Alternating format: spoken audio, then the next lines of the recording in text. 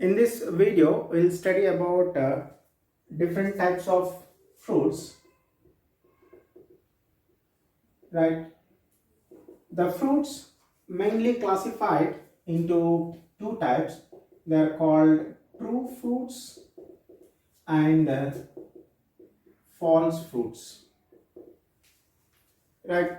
The true fruits are the fruits that develop from the ovary.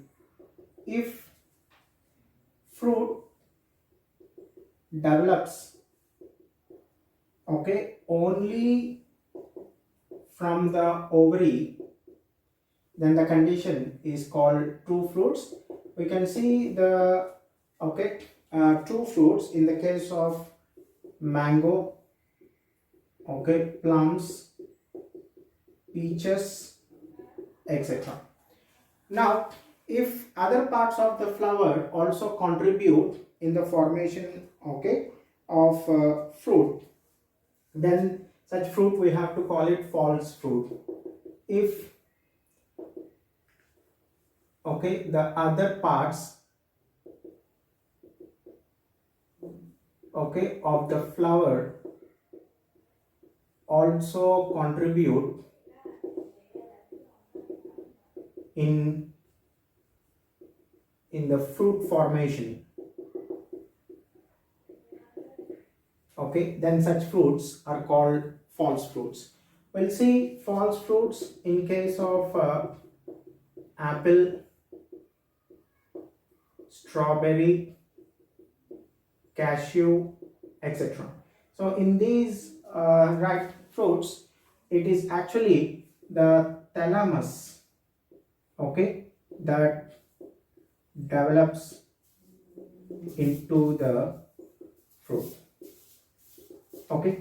Now there is another type of fruits where they may not be having seeds. Such fruits are called parthenocarpic fruits. So parthenocarpic fruits are the one which do not have seeds. So I will define it: production of fruits without fertilization. So as there is no fertilization occurred, the fruits will not be having seeds. Right? We'll see in case of banana, right, and in case of seedless grapes, etc., are produced by this parthenocarpy. Right? Now actually the parthenocarpy can occur, or in fact it occurs naturally also. So it occurs naturally in some species of plants, or it can be induced by the application of growth hormones. Can be induced by the application of growth hormones, right? So then we call it a induced parthenocarpy. Right? Now let's see about the seeds and its advantages.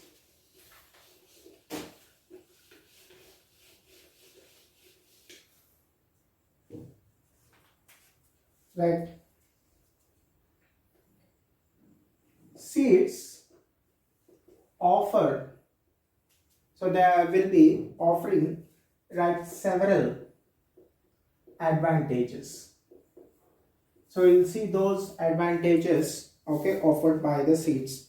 Now first, in this case, the pollination and fertilization. In case of angiosperms, both these processes are independent of water. They are independent of water. They do not require water much. So pollination and fertilization are independent of water, and for that reason, okay, the seed formation became more dependable. Okay, the next one, seeds have better adaptive strategies.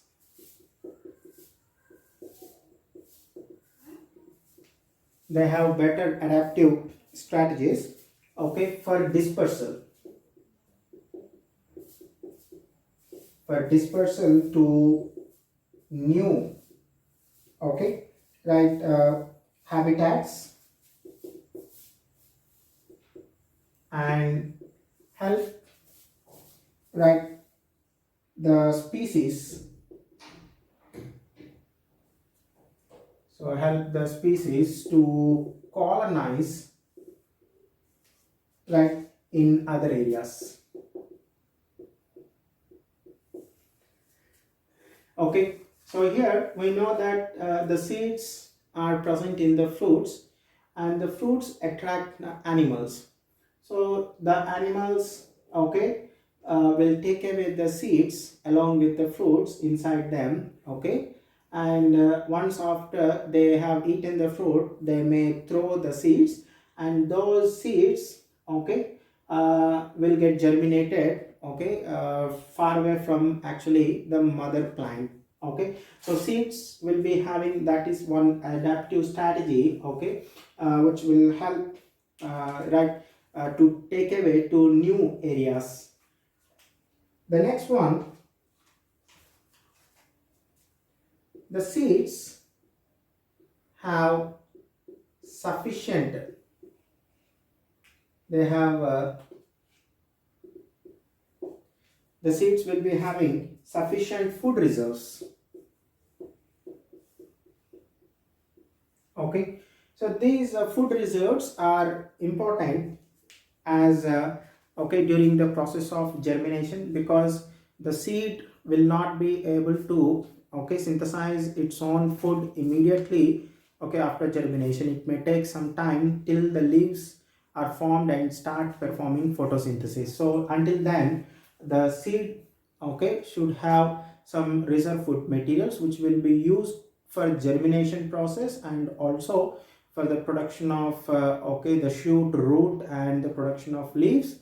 Okay, so that is, the seeds have that sufficient, okay, food reserves, and this will be, okay, used by these young seedlings, okay, are nourished until, okay, they are capable of, okay, performing photosynthesis on their own, right? So that is again one advantage of having the seeds here. The next one, the seeds have seed coat, so that is a hard, okay, seed coat provides, okay, it provides a protection to the young embryos. It provides protection to the young embryo. Okay, inside the seed, we know, okay, we have the embryo that has plumule, radicle, and so on and so, right? Next, we already know that the seeds are products of sexual reproduction. They are products of sexual reproduction, okay, and for that reason they help in generating new combinations. We know during the sexual reproduction, meiosis is involved, and the meiosis will include, okay, the process of crossing over, right, and that helps in, okay, fusion with another gamete coming from another parent, and thereby generating a new combination. Okay, so for that reason, okay, the seeds will help in producing new varieties. So seeds are products of sexual reproduction, okay, and they generate new genetic combinations. Okay, so leading to variations. So whatever that, okay, plants which are produced through the seeds will be different from the parents. So the seeds will have new combinations, okay, or that is what the difference is, okay, when you compare with the parents. So that is again one advantage, okay, of the seeds. Now we know that the seed is the basis of agriculture. In many cases we use, okay, seeds to raise the crop. Okay, let's see, seed is the basis of agriculture.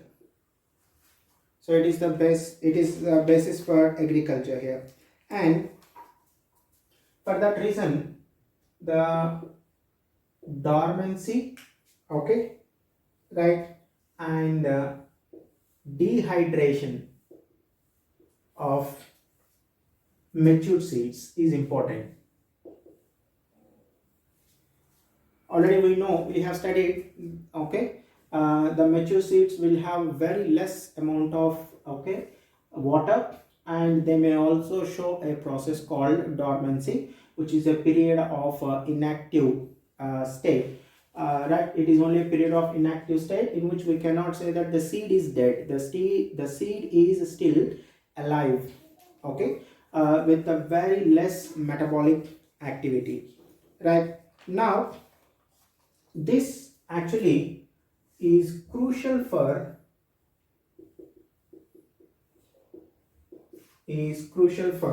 okay, storage of seeds. Okay, if it is not having that dormancy period, and so, okay, we cannot store these seeds for a very long time, okay, right, or can be used as seeds after, okay, a very long time here. So because of most of the seeds, they may show dormancy and dehydration, okay, the seeds can be stored for very long time and can also be used, okay, as food right throughout the year. Right, so for this reason the seeds can also be used as food throughout the year. Okay, so that is one advantage of these, okay, seeds. Then you can also, okay, use the seeds to raise the next generation, okay, after a very long time or in the next season. Also use the seeds to raise the next generation, okay, in the next season. So this the property of dormancy and dehydration of mature seeds is important, okay, for these reasons. Now, right, in some cases seeds cannot be stored for long time, okay, right, we know that some seeds can be stored for a long time and some seeds we cannot, okay, store for very long time because they have a very less dormancy period, okay. For that reason they germinate immediately. Okay, now, right, the seeds in large number of species, okay, right, they will be living for several years, okay, live for several years, maybe, okay, thousands of years they are capable of living, right. We'll see, okay, they live for several years, that may be thousands, okay, hundred, okay, or thousands of years. In that case, we'll see an example here, okay. A plant called lupinus, okay, right, arcticus. So this is commonly called, okay, lupine plant. So in the lupine plant, there are seeds of this plant, okay, which were excavated from Arctic tundra, okay.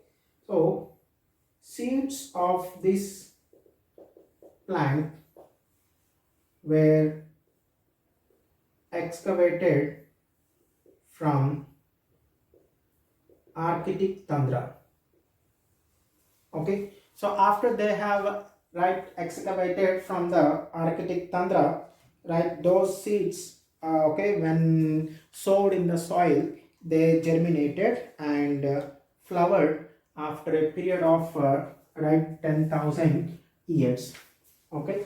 So here the seeds of this plant, okay, were germinated and flowered. So they even, okay, produced flowers and seeds to the, okay, next generation also. So this is it happened, okay, after an estimated, okay, period of 10,000 years. After 10,000 years, the seeds, okay, germinated, right. So that is in the case of this lupinus arcticus. Now we understood that as for this statement I said, okay, in some cases the seeds, okay, will live for, okay, several hundred to thousands of years. So in this case, okay, several thousand years, almost right, at 10,000 years, after that the seed germinated and flowered in case of that lupinus arcticus, okay, plant, right. So that we can say all during this time it is in dormancy. So after an estimated period of 10,000 years of dormancy, right. So this is one example. We'll see one more example in this case where the seeds germinated after a very long time, okay. So another example, we'll take this as example 1 and we'll take an, okay, second example. So the plant name is, okay, Phoenix dactylifera, okay. It's the date palm. Phoenix dactylifera is a plant that is commonly called date palm, and right, the seeds of this plant, okay, so they were, right, germinated, you know what I call, after a period of 2,000 years, okay. So the seeds of this plant were of 2,000 years old. So they are of 2,000 years old, okay. And during all these 2,000 years, right, I mean it is in a dormancy period, okay, and still the seeds are viable, right. Still the seeds are viable, right. So that is in the case of dactyly, okay, fera, that is Phoenix dactylifera. this was actually okay discovered during archaeological excavation, during an archaeological excavation at King Herod's palace, at King Herod's palace, right? I mean, it's a King Herod's palace, right? And that was located near the Dead Sea. Okay, so this seed, it germinated after a period of 2000 years, right? So that is still viable, and the seeds of this Phoenix dactylifera were discovered during the archaeological excavation at King Herod's palace near the Dead Sea. Right now, in some plants, they produce huge number of seeds. Okay, in some plant species, seeds are produced right in large number. They produce large number of tiny seeds. So small seeds will be produced in large number. Like we see in case of orchid plants, right? And even in case of plants like Orebank, right, Striga. So these two plants are actually parasitic plants. Even in these parasitic plants, right, they are producing a large number of tiny seeds, just like in case of these right, orchid plants, right? So that is about the seeds and how it offers advantages. Right, now we'll see another concept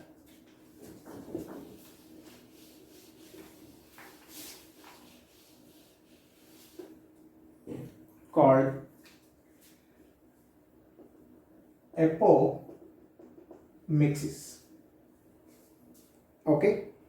Here the Apomixis, when I define it in a simple sentence, is just production of seeds without fertilization. So earlier we have seen production of fruit without fertilization. So in earlier we studied production of fruit without fertilization. In that case, the condition we call it parthenocarpy. Now I am calling it apomixis when seed production takes place without fertilization. So production of seeds without fertilization. Now a person named Hans Winkler, he defined apomixis. So he defined apomixis with a different definition. So what is that? Is the replacement of the normal sexual reproduction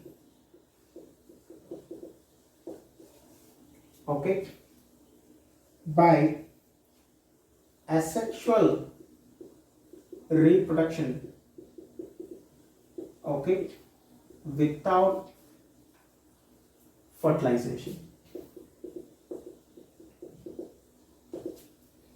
Okay, so according to the Hans Winkler, okay, he defined apomixis as a replacement of the normal, okay, sexual reproduction by asexual reproduction without fertilization. Right now, this phenomenon is, okay, particularly seen in grasses, okay, who belong to monocotyledons, right? And okay, some species of Asteraceae, okay, some species of this Asteraceae, right? And I'm including here the grasses also, and also grasses, okay. In these conditions here, okay, they evolved a special mechanism. They evolved a special, okay, mechanism that is to produce seeds without fertilization. Okay, right. The plants usually have a very less organized structure, so hence such kind of phenomenons are possible in case of plants here. Now, right, this apomixis is a form of asexual reproduction. It's not a sexual reproduction because this one is taking place without, okay, fertilization. But the point here is it mimics, okay, but it mimics sexual reproduction. So we know that the seed is the product of sexual reproduction, and for that reason here seeds are produced, but the point is they are produced without fertilization here. Okay, right. So we'll see some examples of these, right, apomixis, like Nicotiana, okay, tabacum.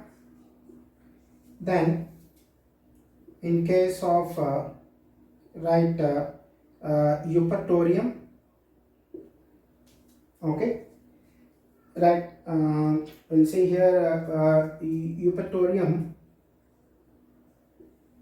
glandulosum, okay, we'll see in species called, okay, this is a Nicotiana tabacum, and Eupatorium glandulosum is another species, okay. Then right, in case of citrus also we will see, and in case of Hyraceum, okay, excellence, okay, so Hyraceum excellence, so etc. So in these different plants we'll come across these apomixis. Right now, the development of apomictic seeds, we'll see how this development of apomictic seeds right takes place.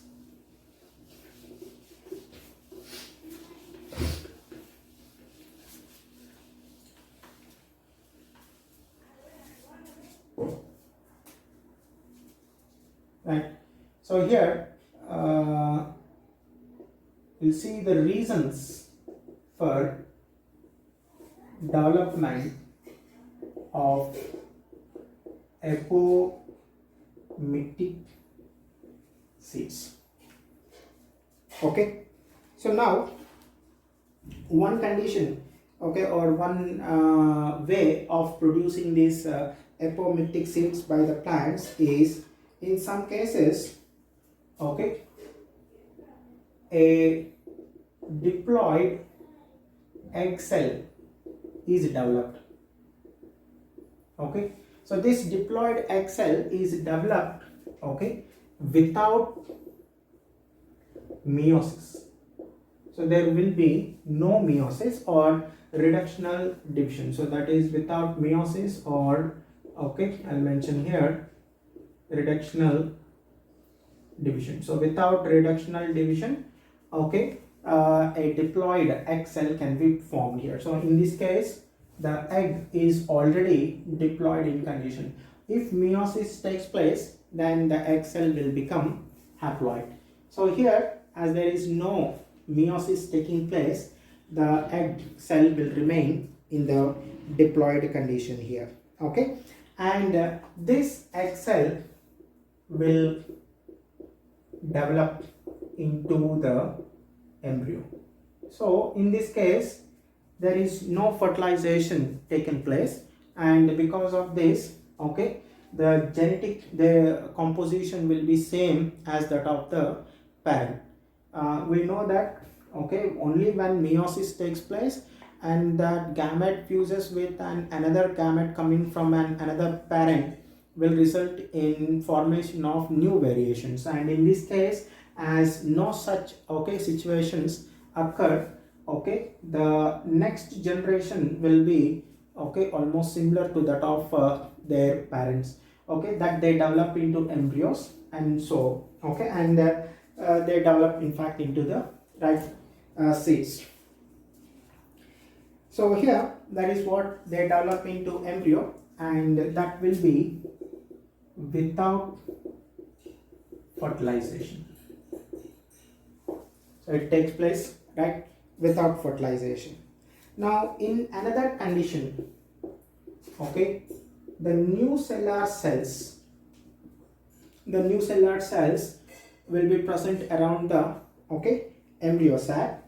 These protrude into the embryo sac and, okay, develop into embryos. So here you can see this is the embryo sac, and you may find here these are all, okay, new cellular cells.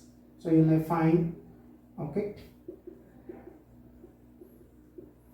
right, so these are all new cellular cells. Some of these new cellular cells will be, okay, they project, okay, or they protrude. So slowly they move into the embryo sac. So already here we have is a, okay, right, and egg cell, okay, right. So we know that here we have right antipodals. Well, I'm not mentioning all of them, right, okay. So you can see here a new cellular cell protruding into the embryo sac, okay, right, and we know these new cellular cells are all in fact diploid, okay, so they are all diploid, and those they directly enter into the embryo sac. So this is embryo sac, and they develop into embryos directly, okay, without fertilization. So right, so in the later cases you can see here, okay, and this will develop into in fact embryo. Now you will find already there is an egg cell, okay, this will also develops into embryo, okay, and this one also will develop into another embryo. Now, okay, presence of more than one embryo is a condition, we call it polyembryony, okay. So there is a, okay, if there are more number of embryos, in fact more than one embryo, if you find inside the embryo sac, then the condition will become, okay, something called, right, polyembryony. Right. Now when we okay, we'll see in examples, like in case of okay, citrus, you may find such condition called polyembryony, and in case of mango also, okay, you may find, okay, such situations called polyembryony here. Okay, right. So this is okay, some reasons for the development of, in fact, the apomictic seeds. Now there is a significance for this apomixis. We'll see the significance of apomixis.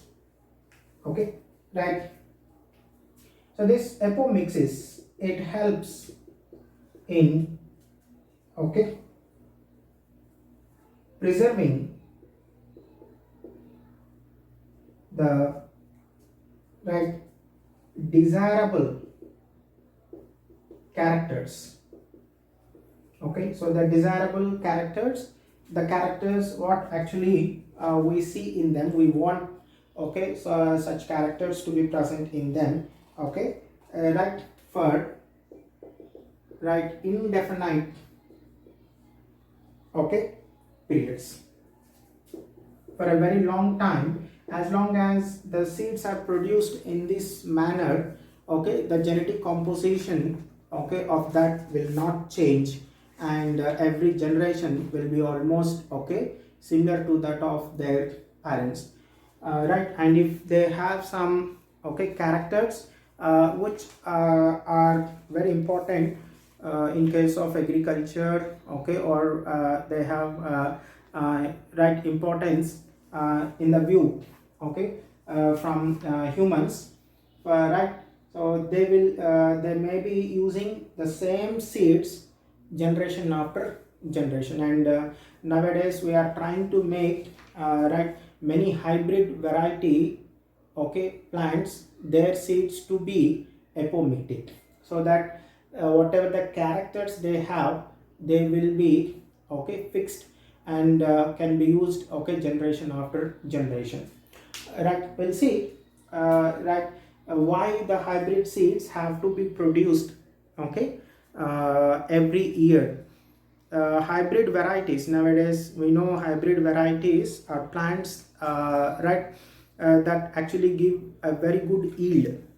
Now if these hybrid varieties allowed to reproduce, right, they may produce the seeds, those seeds will not have the same genetic composition as that of the parents. It is because of the meiosis process, okay, and I mean the recombination process that takes place in the meiosis, and which produces new variations, and the characters which actually we want in those plants will be lost.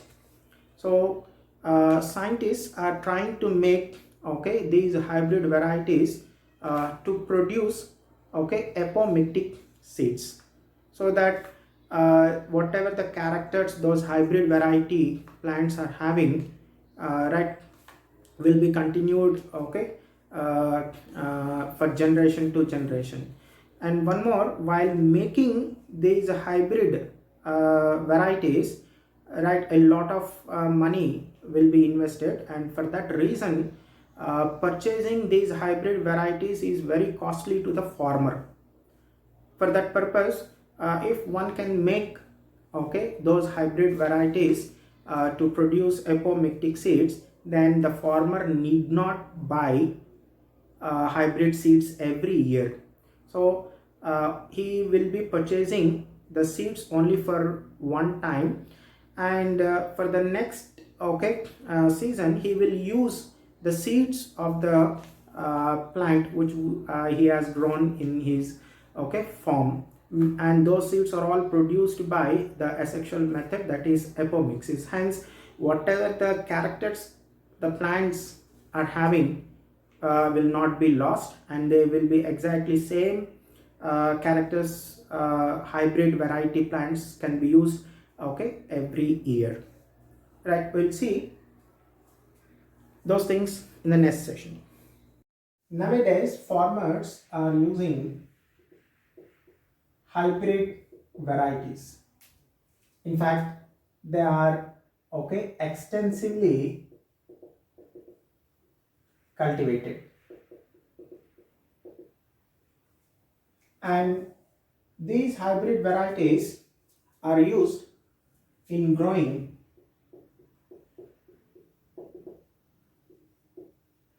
food crops,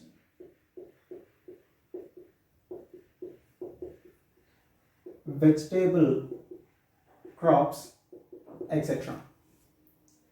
Right? Now these hybrid varieties, why they are being extensively cultivated, the only reason is that, okay, they are capable of producing a very high amount of yield. Okay, so they tremendously increased productivity, so that is yield, when we compare with the normal varieties. Why the farmers like to go for these hybrid varieties is because they produce a very okay, high yield, right? And that is the main reason why they like to choose these hybrid, okay, varieties. Now these the production of hybrid seeds, okay, is in fact costly. So it is a time consuming process, and also, right, a lot of money have to be used in production of hybrid varieties. So for that reason, okay, these hybrid seeds, okay, are too expensive for the farmers, right? And one more thing we have to keep in mind here is that the farmers have to purchase the hybrid seeds every year. Okay, so the question comes that why the farmer cannot use the seeds, okay, of the plants which he already grown in his agricultural land. So you'll see here, okay, so the hybrid, okay, variety plant. So these hybrid variety plants, they're producing seeds, and it will be with fertilization. And if that fertilization takes place, okay, right, it results, okay, in segregation of characters, okay, and the seeds, whatever that they will be when they are grown, okay, the progeny which we obtain it from these seeds, okay, will not have the same characters as that of the parent plant. Okay, so this progeny, okay, will not have same hybrid characters, okay, as that of its parent. So for that reason I cannot use these seeds. Now what if I can make this hybrid variety plants, okay, to produce seeds without fertilization? And we know if we are okay, producing the seeds without fertilization, or in fact the plant producing the seeds without fertilization, the condition is called apomixis, okay, called apomixis. And now the seeds that are produced through this process called apomixis are called apomictic seeds, okay. And these apomictic seeds, if you grow them, of course we get the progeny, and this progeny, okay, will have same characters, okay, I mean same, okay, hybrid character. So it will be having same hybrid characters, okay, as that of its parent. So in this case there is no segregation of, okay, characters. So here no segregation of characters, because there is no meiosis taking place, okay, there will be no segregation of characters, and whatever the progeny that you obtain from such apomictic seeds will have almost the same characters as that of the parent, okay. Now there is a lot of research going on to make the hybrid varieties, okay, into apomictic, so that they can produce apomictic seeds. And if it is the case, the farmer need not purchase the hybrid variety, okay, plant seeds every year.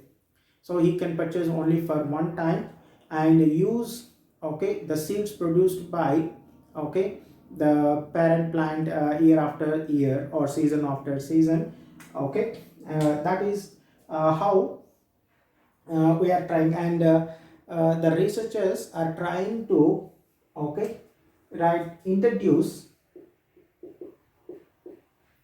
apomictic genes into the hybrid varieties, okay. So they are trying to introduce the apomictic genes into the hybrid varieties, and thus making these hybrid variety, okay, hybrid varieties to be apomictic.